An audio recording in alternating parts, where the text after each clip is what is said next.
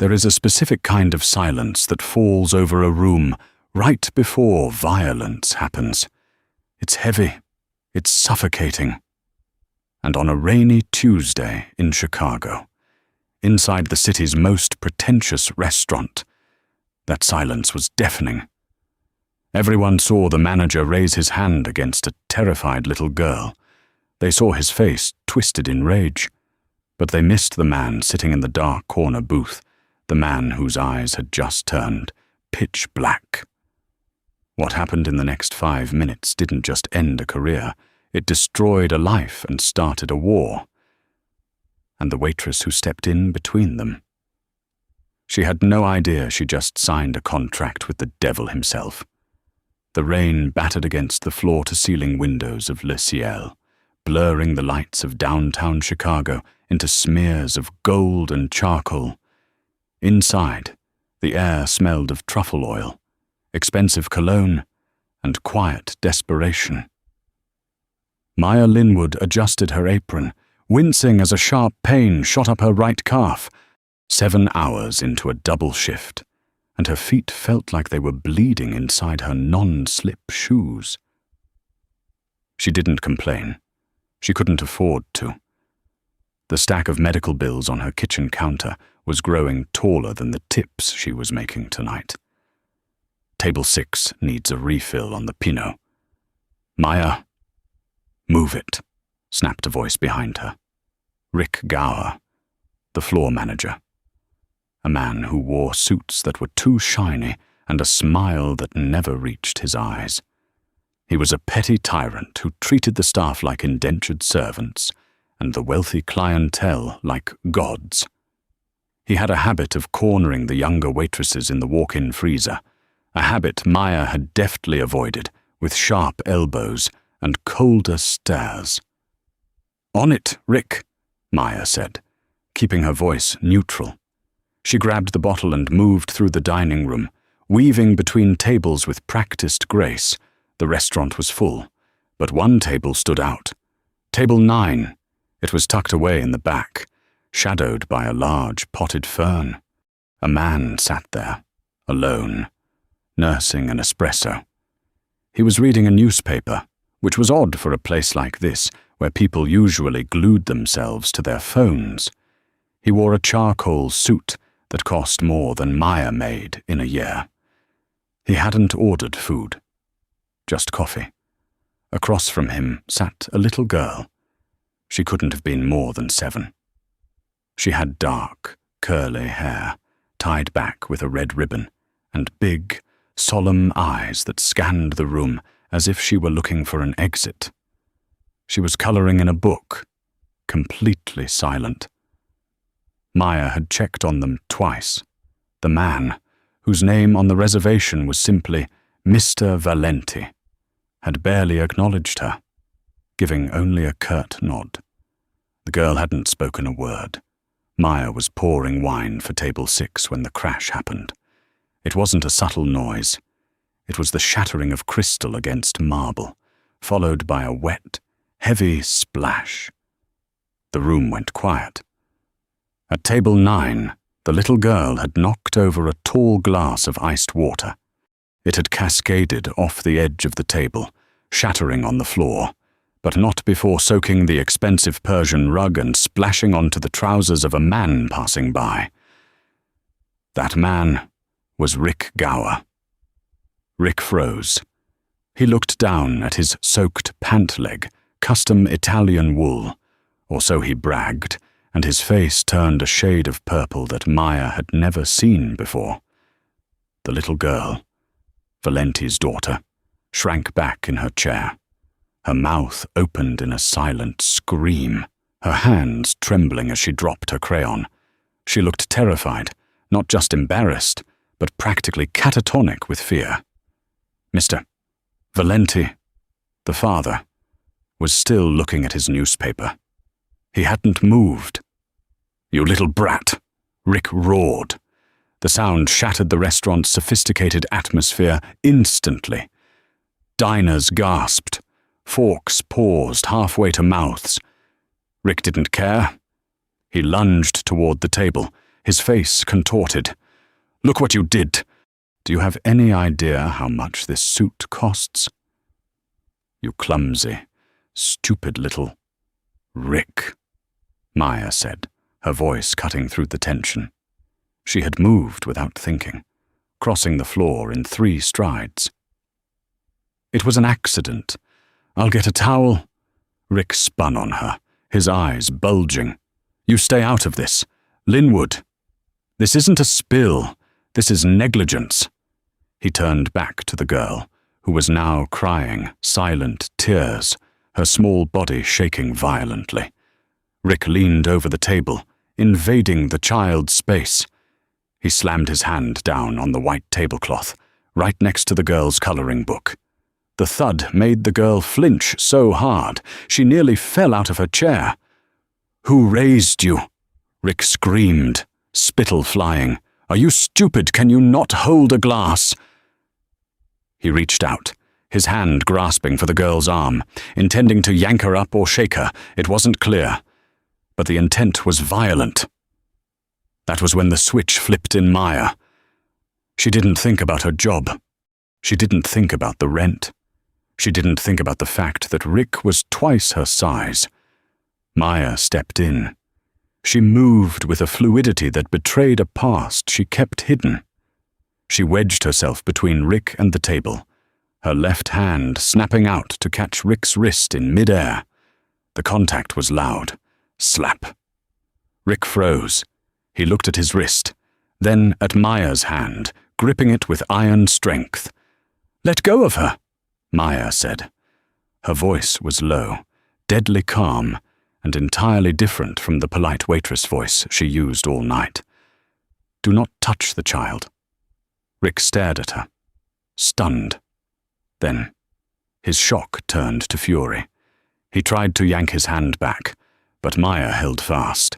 She twisted his wrist slightly, a pressure point hold that made Rick gasp in pain.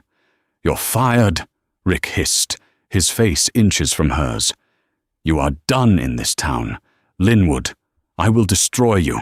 Now get out of my way before you what?" The voice came from the booth. It wasn't loud. It was a baritone rumble, smooth as velvet and cold as ice.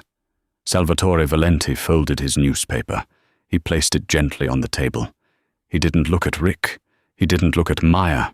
He looked at his daughter, who was staring at Maya's back with wide, watery eyes. Salvatore stood up. He was tall, imposing. He moved with the slow, predatory grace of a panther that had decided it was time to eat. He buttoned his suit jacket, finally turning his gaze toward the manager. Rick, realizing who he had been ignoring, tried to salvage his ego. "Sir, I apologize for the disruption. Your daughter has ruined my suit and caused a scene. I was merely disciplining." "Disciplining!" Salvatore repeated the word as if it tasted like poison. He walked around the table. The air in the restaurant seemed to drop 10 degrees. The other diners were statues, terrified to breathe. Salvatore stopped 2 feet from Rick. He looked at Maya, his eyes dark and unreadable. He looked at her hand, still gripping Rick's wrist. "You can let him go now, Miss," Salvatore said softly. Maya hesitated, then released Rick's arm. She stepped back, placing a protective hand on the little girl's shoulder. The girl leaned into Maya's touch instantly. Salvatore noticed that. His eyes narrowed slightly. He turned his full attention to Rick. "You shouted at my daughter. You terrified her, and you attempted to lay hands on her." "She made a mess," Rick sputtered, his confidence waning but his arrogance still present. "Do you know who runs this floor? I am the Rick Gower." Salvatore interrupted. "Born in Ohio, failed out of law school, 3 counts of workplace harassment, settled out of court, and currently skimming 15% off the top of the wine inventory to pay for your gambling debts at the Riverboat Casino." Rick's face went white. all the blood drained from his head. "How?" Salvatore took a step closer. He fixed Rick's collar, smoothing it down with terrifying gentleness. "I don't just know who runs the floor. Rick, I know who owns the building. I know who holds the mortgage on your house, and I know exactly which fingers you use to count the money you steal." Salvatore leaned in, whispering something into Rick's ear. No one else heard it, but everyone saw Rick's knees buckle. The manager, the tyrant of Le Ciel, collapsed onto the wet floor, sobbing. Salvatore stepped back, looking at his shoes with distaste. He pulled a crisp white handkerchief from his pocket and dropped it onto Rick's head. "Clean up the mess," Salvatore said. "Then leave Chicago. If I see you in this city by sunrise, the police will be the least of your problems." He turned to Maya. The danger in his eyes receded, replaced by a calculating curiosity. "What is your name?" he asked. "Maya," she said, her chin held high. "Maya Linwood." "Well, Maya Linwood," Salvatore said, glancing at his daughter who was now clutching Maya's apron. "It appears you are unemployed. Grab your coat. We need to talk." The ride in the elevator down to the parking garage was silent. Maya stood in the corner, clutching her worn coat around her. Her heart was hammering against her ribs like a trapped bird. What had she just done? She had lost her job. That was a certainty. But getting into a private elevator with a man who had just dismantled her boss with 3 sentences, that was insanity. Yet, she couldn't leave the girl. The child, whose name Maya learned was so fair, refused to let go of Maya's hand. The girl's grip was surprisingly strong, her small fingers woven tightly through Maya's. Salvatore stood on the other side of the elevator, watching the numbers tick down. He hadn't spoken since they left the dining room. When the doors opened, a blast of cold, damp air hit them. A sleek, black-armored SUV was waiting. A driver, a mountain of a man with a scarred neck, opened the back door. "Get in," Salvatore said. It wasn't a request. Maya planted her feet. "No." Salvatore paused. He looked at her, genuinely surprised. "Excuse me." "I said no," Maya repeated, her voice steady despite her fear. "I defended your daughter because it was the right thing to do. I didn't do it to get kidnapped. I'm going home." She gently tried to untangle her hand from Sophia's. "Sweetie, you have to go with your daddy now." Sophia shook her head violently. Her eyes welled up again, panic rising in her chest. She made a guttural, choked sound, the first noise she had made all night. She pointed at the car, then at Maya, then pulled Maya toward the car. Salvatore watched the interaction, his expression unreadable. "She likes you," he murmured, almost to himself. "She hasn't touched a stranger in 2 years. She's traumatized," Maya said sharply, looking Salvatore in the eye. "And you weren't watching her. You were reading a newspaper." The driver stiffened, his hand twitching toward his jacket. No one spoke to the boss like that. But Salvatore didn't get angry. A flicker of something like respect passed through his eyes. He waved the driver down. "You're right," Salvatore admitted. The admission hung in the air, heavy and rare.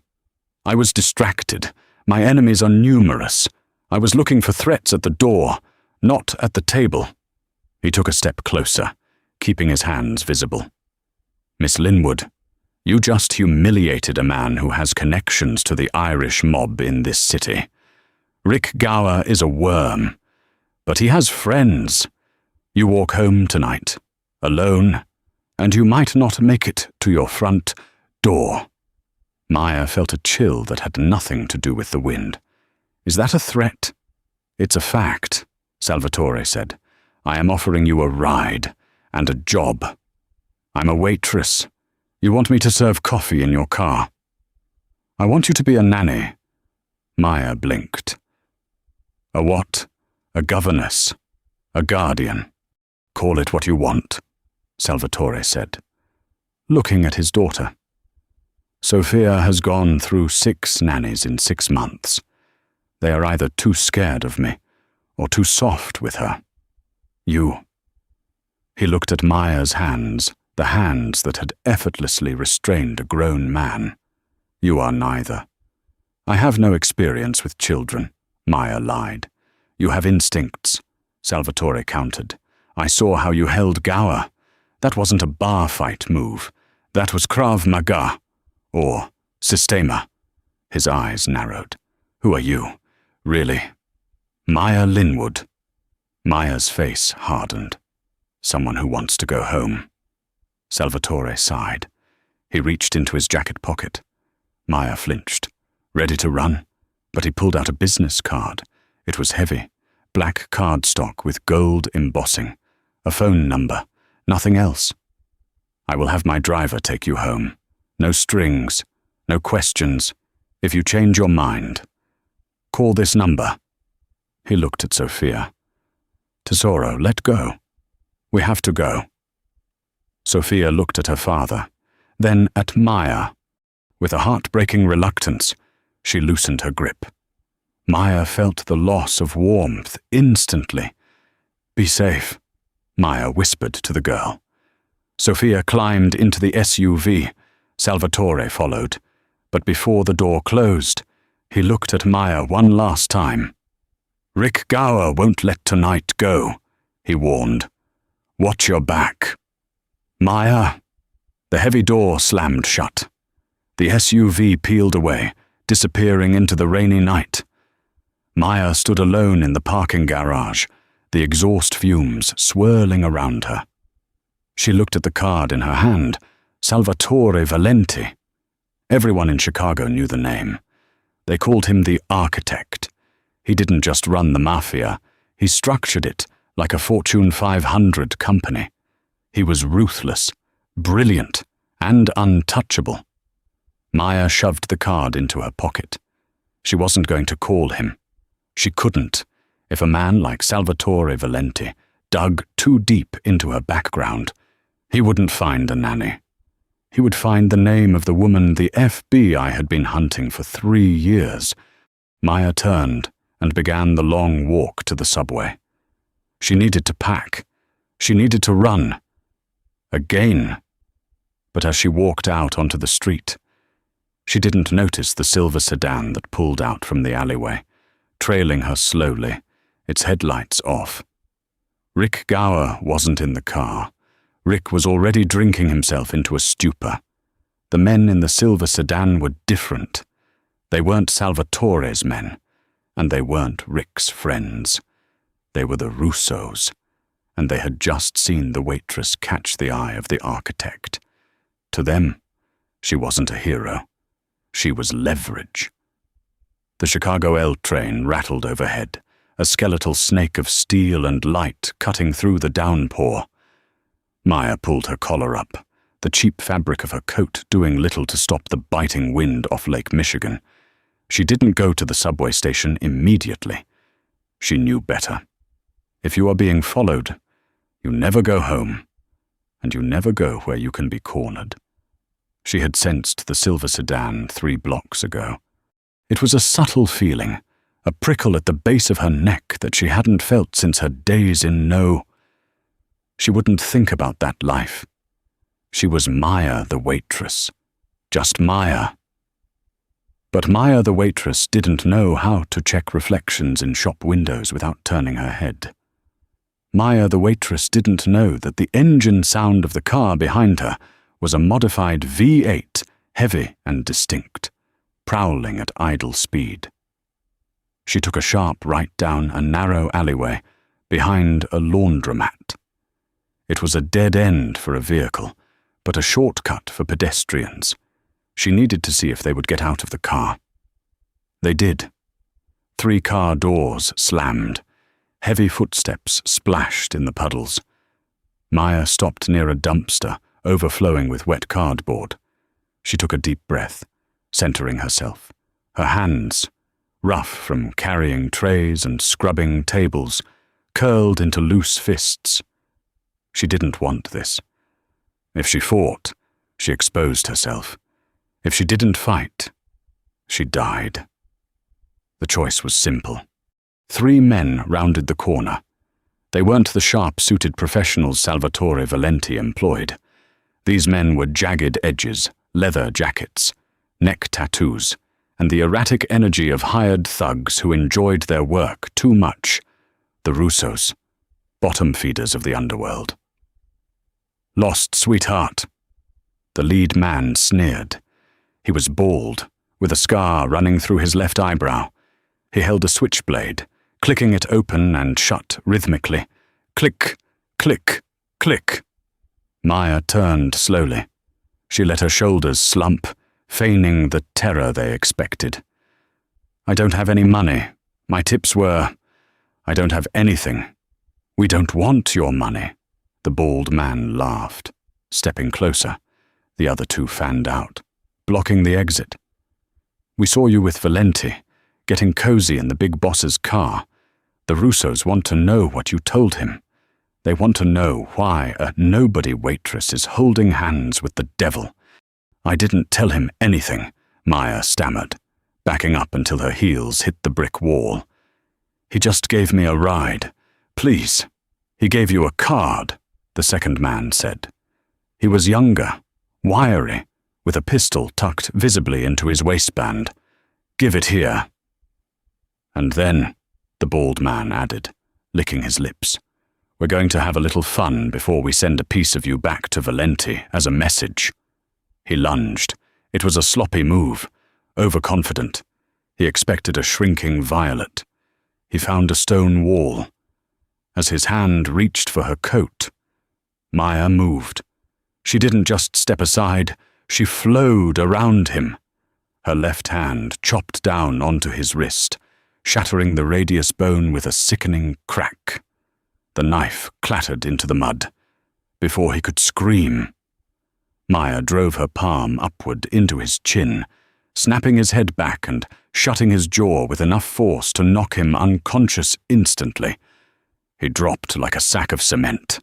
The other 2 men froze. For a split second, their brains couldn't process what had just happened. The waitress had neutralized their leader in under 2 seconds. "What the?" The wiry man fumbled for his gun, too slow. Maya kicked the dumpster, sending a spray of stagnant water and trash into his face, blinding him. In the same motion, she closed the distance. She grabbed his gun hand, twisting the weapon free, and ejected the magazine before tossing the slide. The gun clattered uselessly away. She swept his legs, and as he fell, she delivered a precise kick to his temple. He went limp. The third man, huge and lumbering, hesitated.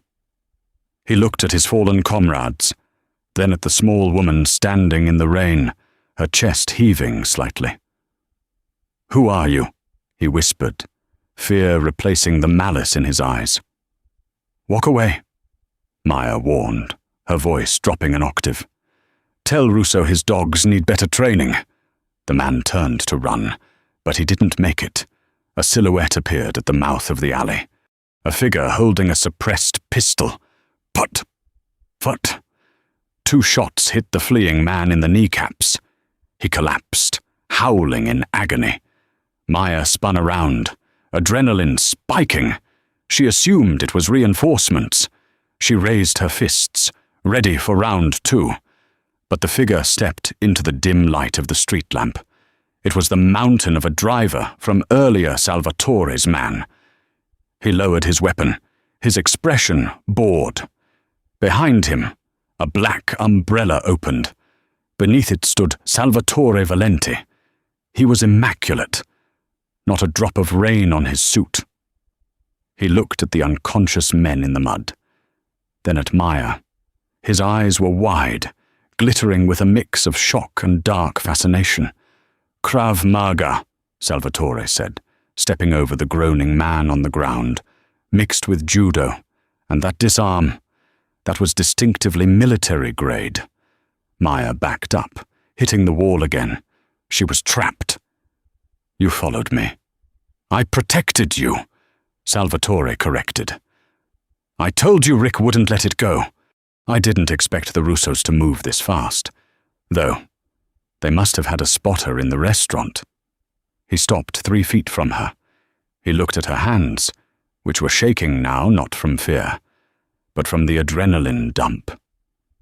"You lied to me." "Maya Linwood," Salvatore said softly. "You aren't a waitress. A waitress doesn't break a man's wrist in 3 places without blinking." "I took a self-defense class," Maya said. Breathing hard, Salvatore laughed. It was a dry, humorless sound. "A self-defense class teaches you to scream and run. It doesn't teach you to field strip a Glock 19 in mid-air." He extended his hand. "Come with me. For real this time." "No. Look around you." "Maya," Salvatore's voice rose, cracking the calm facade. He gestured to the bodies. "You just crippled 3 men from the Russo crime family. Do you think they will let this slide? Do you think you can go back to your apartment, heat up some noodles, and watch TV? You are dead. The moment you walk out of this alley alone, you are a ghost." Maya knew he was right. She had exposed her skills. The Russos would send professionals next time. And if they dug into her identity, if they found the fingerprints she had been trying to burn off for years. "I can disappear," Maya said. "I've done it before." "Not from me," Salvatore said. "And not from the Russos. They own half the police force. They'll have your face on every screen in the city by morning, labeled as a cop killer or a terrorist. They will frame you to flush you out."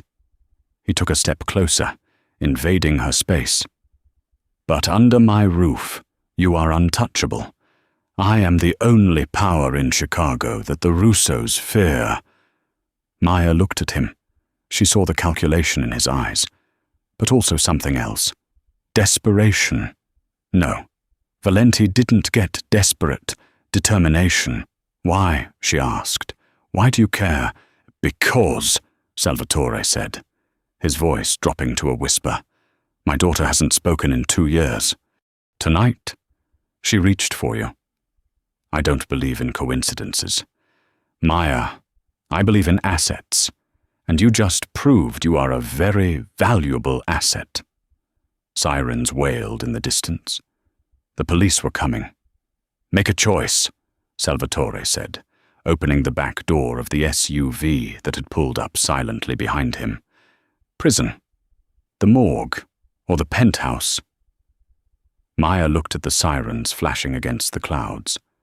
She looked at the unconscious thugs. She cursed under her breath. She walked past Salvatore and climbed into the car. The Valenti estate wasn't a house. It was a fortress disguised as a French chateau, located in Lake Forest, north of the city. It sat on 10 acres of manicured grounds, surrounded by a 12-foot wrought iron fence and sensors that could detect a rabbit's heartbeat at 100 yards. Maya watched the gates close behind them. The finality of the sound made her stomach churn. She was safe from the Russos. Yes, but she had just walked voluntarily into the lion's den. Inside, the house was a museum of cold marble and dark wood. It was beautiful, but lifeless. It felt like a mausoleum. "Silas!" Salvatore barked at the driver as they entered the massive foyer. "Get the cleanup crew to the alley, scrub the footage from the street cameras, and tell the chief of police I'm calling in a favor. I want no reports filed tonight." "Yes, boss," Silas grunted, disappearing down a hallway. Salvatore turned to Maya. He stripped off his wet jacket and handed it to a maid who appeared from nowhere. "You're bleeding," he noted. Maya looked down.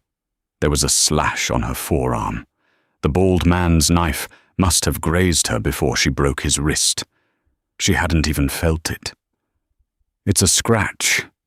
It requires stitches," Salvatore said.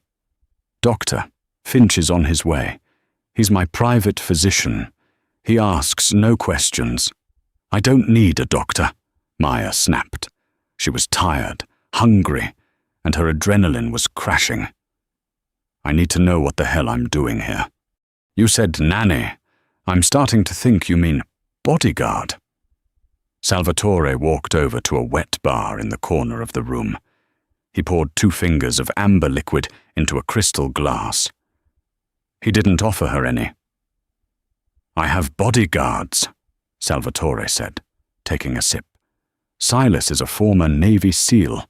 My perimeter team is ex-Mossad. I have enough muscle to conquer a small country." He turned to face her, leaning against the mahogany counter. "But bodyguards are large, looming men with guns. They scare Sophia. She sees them and she sees the men who—" He stopped, his jaw tightening. "She sees threats. She won't let them near her, which means she is vulnerable." "So you want a wolf in sheep's clothing," Maya deduced. "Precisely. I want someone who looks like a nanny, someone soft enough to read bedtime stories, but dangerous enough to kill anyone who tries to enter her room." Salvatore's eyes bored into hers. "You are perfect. You don't know me. I know you lie about your name," Salvatore countered. "I ran a background check on Maya Linwood while we were in the car. It's a good forgery. Social Security number belongs to a woman who died in 1990. The employment history is watertight for the last 3 years. But before that, a black hole. You didn't exist before 2023. Maya's heart hammered. She kept her face stone still. Computer glitch. "There are no glitches in my world," Salvatore said. "You are running from something. The FBI, the cartel. A bad ex-husband." He walked toward her, stopping inches away. He smelled of rain and expensive scotch. "I don't care who you are running from. As long as you are here, they can't touch you.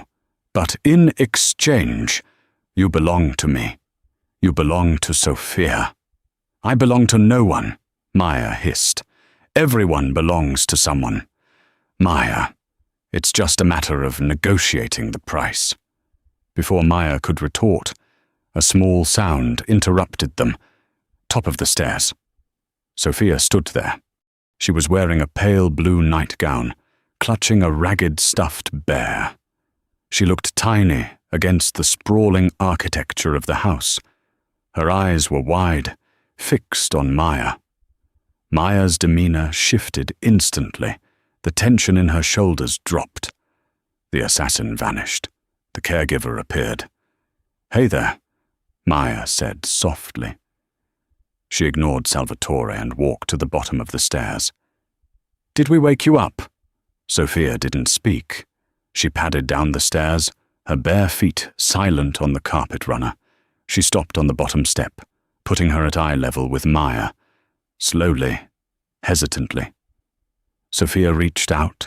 She touched the bandage on Maya's arm, a temporary wrap Maya had applied in the car. Sophia frowned.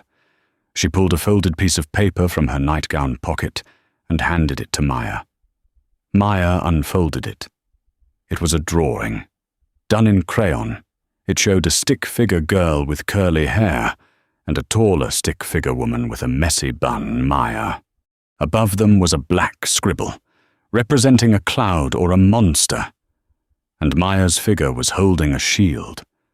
Maya felt a lump form in her throat.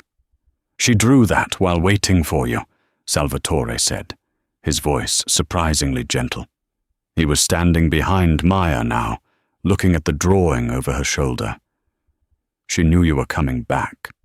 She refused to go to sleep until you did." Sophia looked up at Maya, her expression pleading. She patted the spot next to her on the stairs. Maya looked at the girl. Then she looked at the drawing. She realized then that she was trapped. Not by the walls, not by the guards, and not by Salvatore's blackmail. She was trapped by the child's need.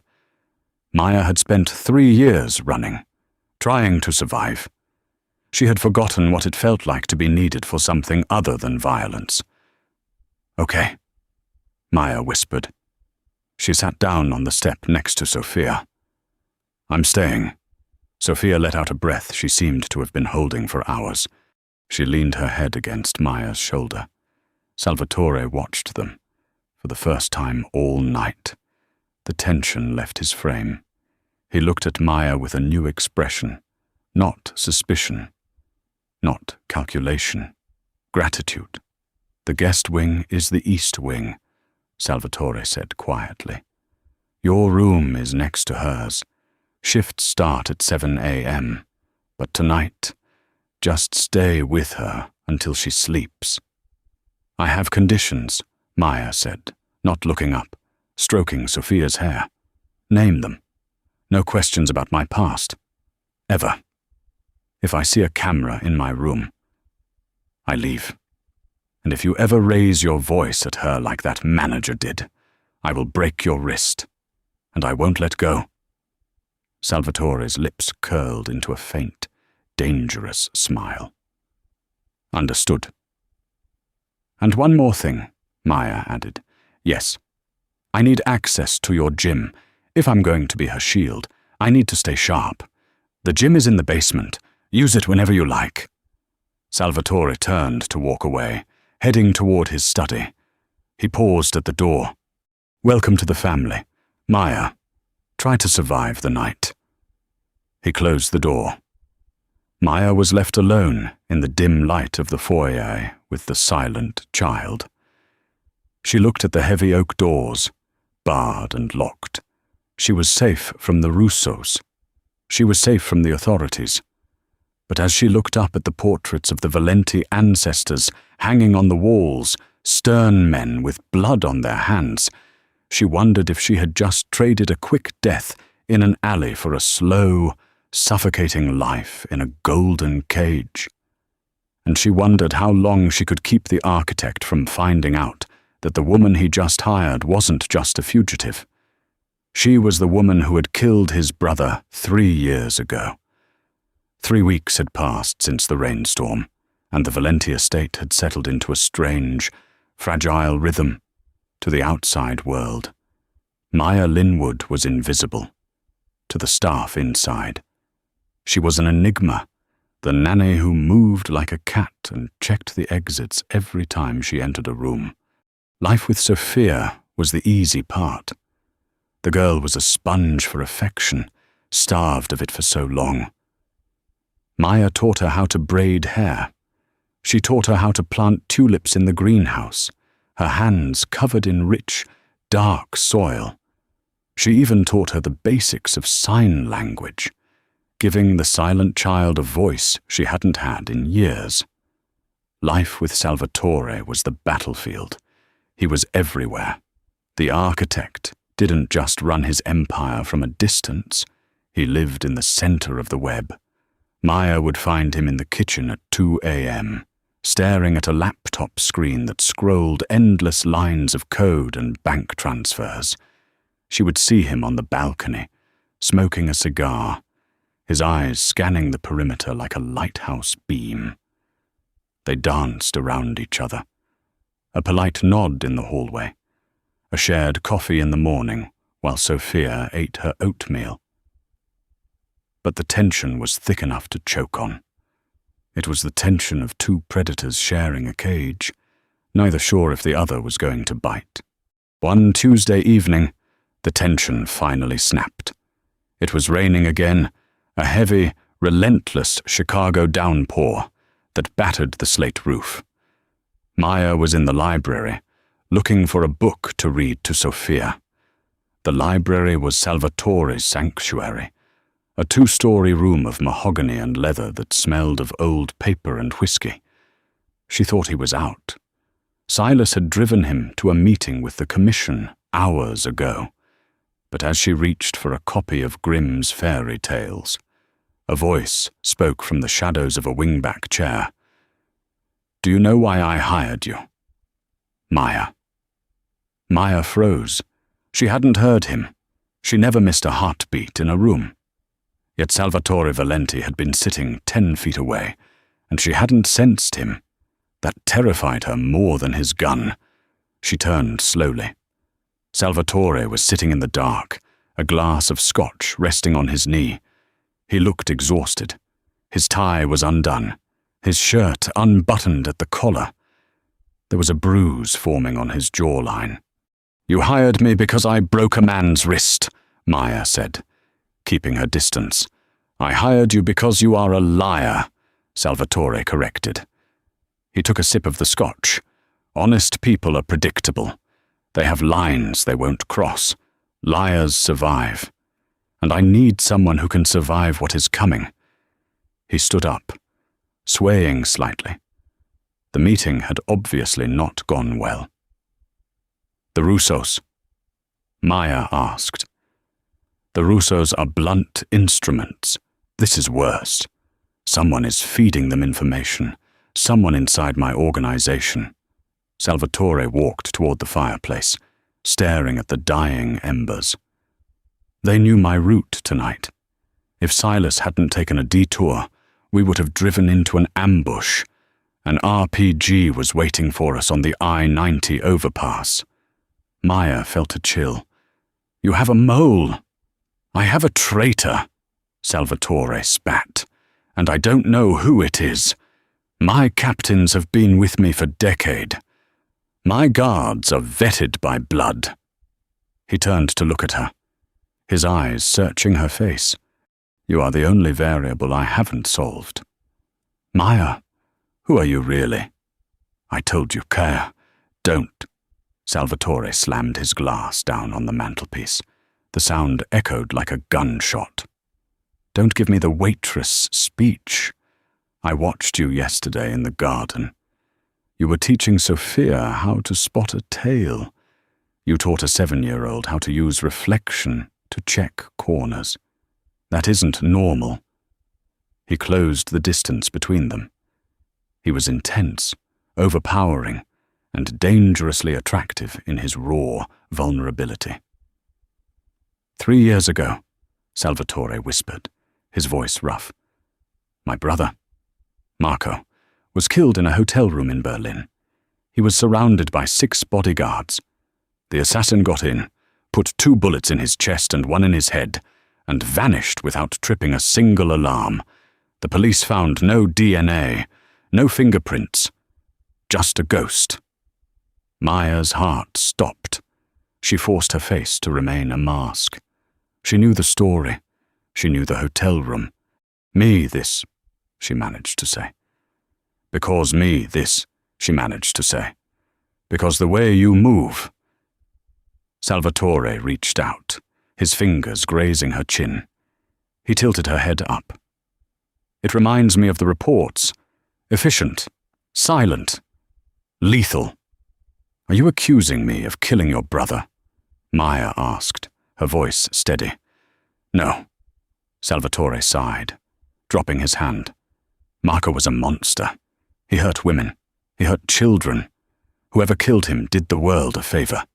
But the skill required, it's rare. And you have it." He stepped back, the moment of intimacy breaking as quickly as it had formed.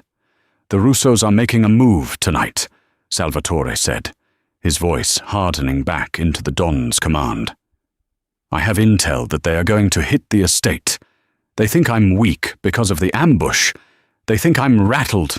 I am angry," Salvatore said. "And that is much worse." He walked to a painting on the wall, a portrait of a stern-looking man from the 1920s. He pressed a hidden panel in the frame, and the wall slid open to reveal a gun rack.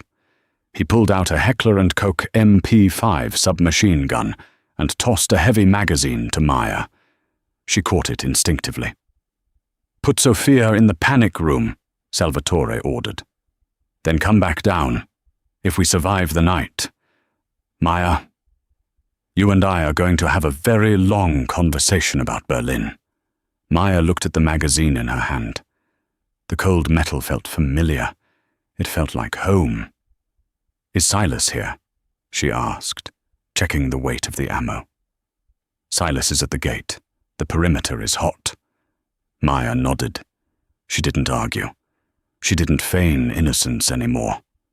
She turned and ran up the stairs, taking them two at a time. She burst into Sophia's room.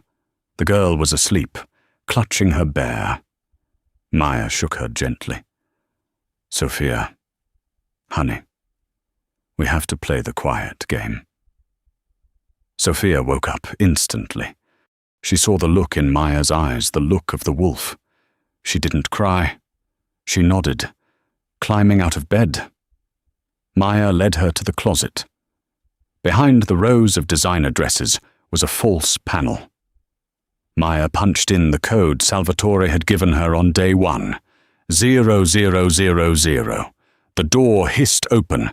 Inside was a small room with a cot, water supplies, and a video monitor.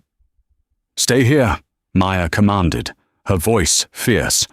"Do not open this door for anyone but me or your father, not even if you hear us screaming. Do you understand?" Sophia grabbed Maya's hand. She squeezed it hard, then let go. She stepped into the darkness. Maya closed the panel. She heard the locks engage. Click! Clack! She took a deep breath. She wasn't Maya the waitress anymore. She wasn't Maya the nanny. She was Agent 473, the ghost of Berlin. And God help anyone who tried to get to that child. The first explosion shook the house at 11:42 p.m. It wasn't the gate. It was the power grid. The lights in the mansion flickered and died, plunging the estate into absolute darkness. Seconds later, the emergency red lights kicked in, bathing the marble hallways in the color of blood. Maya was at the top of the grand staircase. She had swapped her blouse for a tactical turtleneck she found in Salvatore's stash and armed herself with a suppressed pistol. Below her, the front doors blew inward. It wasn't a stealth entry. It was a breach. A modified truck rammed through the heavy oak doors, shattering wood and glass, sending debris flying across the foyer. Men in black tactical gear poured out of the truck. They wore gas masks.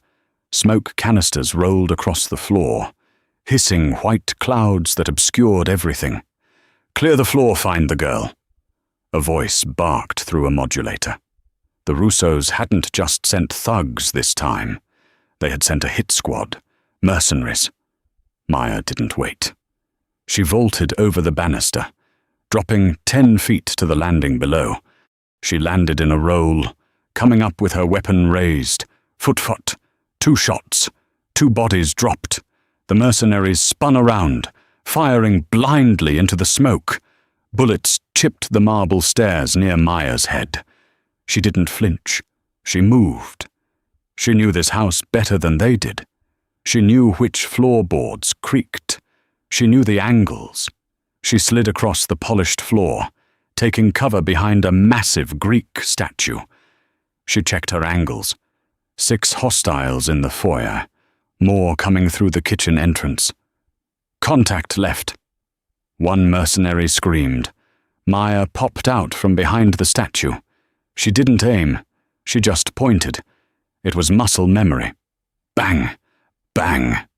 Another man went down, clutching his throat. From the east wing, automatic gunfire erupted. The distinct rat-a-tat-tat of an MP5. Salvatore. He was pinned down in the hallway leading to the study. Maya could see the muzzle flashes reflected in the glass of the trophy cases. She had to get to him. Maya broke cover, sprinting across the open foyer. Bullets stitched the floor behind her. She dove over a couch, landing on broken glass. She ignored the pain. She crawled to the edge of the hallway. "Salvatore, stay back," he roared over the noise of gunfire. "They have a heavy gunner in the kitchen." A belt-fed machine gun opened up from the dining room, shredding the wall where Salvatore was taking cover. He was pinned. If he moved, he was dead. Maya looked around. She saw a decorative suit of armor standing in the corner. She saw a heavy iron shield. She grabbed the shield. It weighed 50 pounds, but adrenaline made it feel like paper. "Cover me!" she yelled. She didn't wait for an answer. She stood up, holding the shield in front of her, and charged the dining room. The machine gunner saw her. He turned the weapon. Bullets hammered against the ancient shield, the impacts jarring Maya's bones. Clang, clang, clang. Sparks flew. The metal began to buckle, but she kept moving. She was a battering ram. When she was 5 feet away, she threw the shield. It spun through the air, hitting the gunner in the face. He staggered back, the gun barrel pointing up. Maya closed to the gap. She swept his legs, pulled her knife, and ended the threat in one fluid motion. Silence fell over the dining room. Salvatore appeared in the doorway. He was bleeding from a cut on his forehead, his suit ruined. He stared at Maya, at the dead mercenary at her feet, at the shield on the floor, at the knife in her hand. "That shield is 15th century, he said, breathing hard. "It worked," Maya panted. "Who taught you to clear a room like that?" Salvatore asked, his eyes wide. "That was Spetsnaz tactics." "Internet tutorial," Maya quipped, reloading her pistol. "Liar," Salvatore growled, but there was a fierce admiration in his tone. "We aren't done," Maya said, tilting her head. "Listen." Silence. Too much silence. "Where are the others?" Salvatore whispered. There were at least 20 men. Diversion, Maya realized, her blood running cold. The front door, the kitchen, it was all noise. To draw us downstairs. Salvatore's face went pale. "Sophia, the panic room is secure," Maya said. But the doubt was creeping in. "Isn't it? It has a fail-safe," Salvatore said, sprinting toward the stairs. "If the power is cut and the generator is compromised, the locks disengage to prevent suffocation. It's a safety feature." A safety feature. Maya screamed, running after him. "It's a death trap." They raced up the stairs. The red emergency lights cast long, dancing shadows. When they reached the second floor, the door to Sophia's bedroom was open. Maya felt the world tilt on its axis. They burst into the room. The closet door, the panic room entrance, was wide open. The room was empty. On the floor, amidst the scattered toys, lay a single playing card, the ace of spades, the calling card of the Russos, and written on it in black marker, the docks, Warehouse 4. Bring the architect, alone. Salvatore fell to his knees. The gun slipped from his hand. The man who controlled the city, who commanded armies, looked like a broken child. "They took her," he whispered. "They actually took her." Maya stood over him. She looked at the empty closet. She thought about the little girl who had drawn her as a knight with a shield. She thought about the trust in Sophia's eyes. Something inside Maya broke. And then, something else woke up. She walked over to Salvatore and grabbed him by the lapels of his ruined suit. She hauled him to his feet with a strength that shouldn't have been possible. "Get up," she hissed. Salvatore looked at her, his eyes hollow. "It's over. They want me. If I go, they kill me. If I don't go, they kill her." "It's not over," Maya said. Her voice was ice. "You are the architect. You build things. You plan things." She walked to the window, looking out at the burning remains of the gate. "But I am the demolition crew," she said. She turned back to him. Her eyes were no longer the eyes of a nanny. They were the eyes of the killer who had haunted his nightmares for 3 years. "I need weapons. Salvatore. Not the polite ones. I need the dirty ones. I need C4. I need sniper rifles. I need everything you have buried in the basement." "Why?" Salvatore asked, a flicker of hope igniting in his darkness. "Because we are going to Warehouse 4, Maya said, tying her hair back into a tight knot. "And we aren't going to negotiate. You drive," Maya said, picking up his MP5. "I shoot. Tonight, the Russos find out why you don't touch the children of monsters." She racked the bolt. "Let's go to war." The docks were a graveyard of rusted metal and shipping containers. Inside the cavernous warehouse, 4 the Russos held Sophia. A knife pressed dangerously close to her throat. Outside, the rain battered the roof of the armored SUV. Salvatore gripped the steering wheel, his knuckles white. Beside him, Maya was no longer the nanny. She was geared for war, Kevlar vest, tactical belt, and a suppressed assault rifle. She checked the chamber with a cold, professional click. "They expect you to walk in the front door," Maya said, her eyes scanning the blueprints on a tablet. "They'll have snipers on the catwalks. You are the distraction. I am the blade." She handed him an earpiece. "Do not engage until I give the signal." With that, she vanished into the shadows of the shipping yard.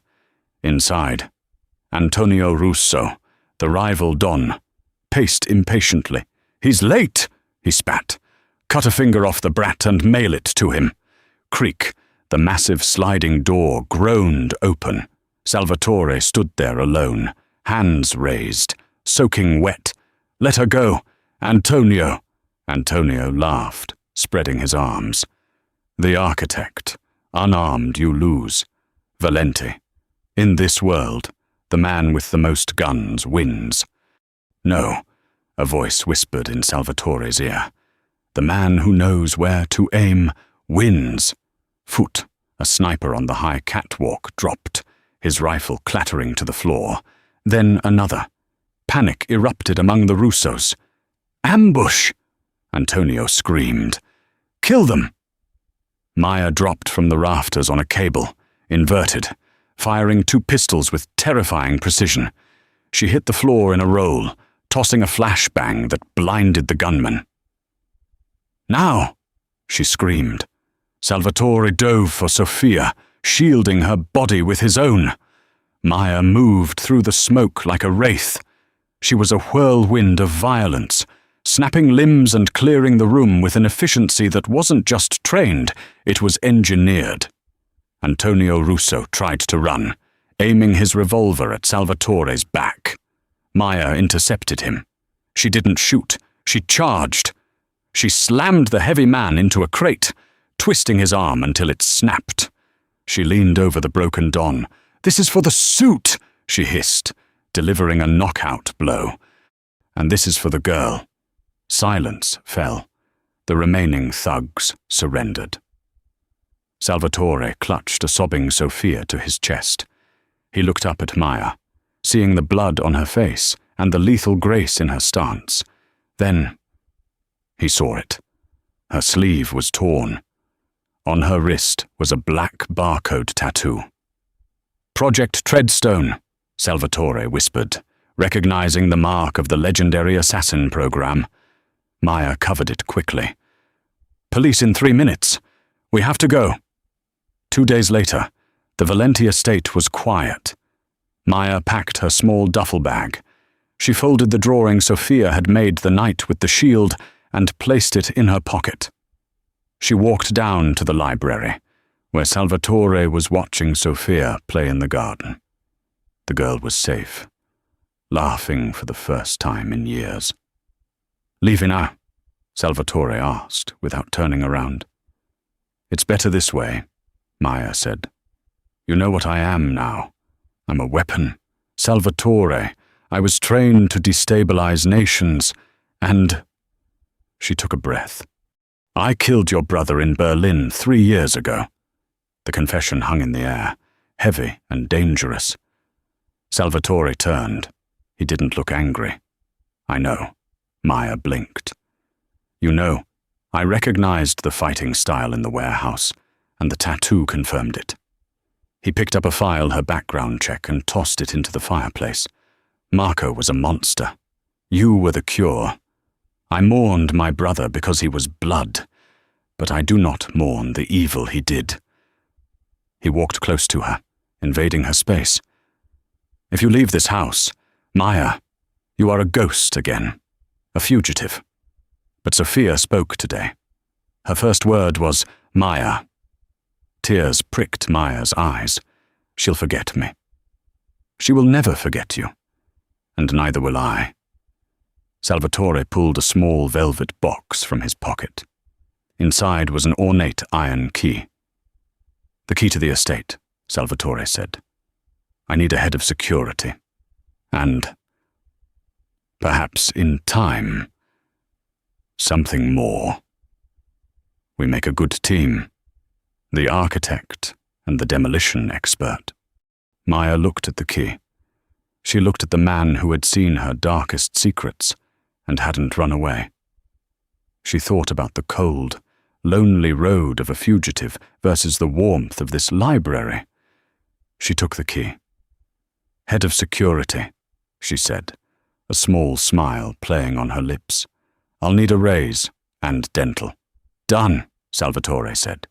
He leaned in, kissing her forehead gently. "Welcome home." "Maya." Outside, the sun broke through the clouds over Chicago. The rain had finally stopped.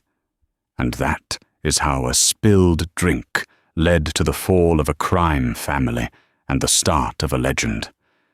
Maya went from serving tables to running an empire's security, proving that the quietest person in the room is often the most dangerous. If you enjoyed this story, please hit that like button. It really helps the channel.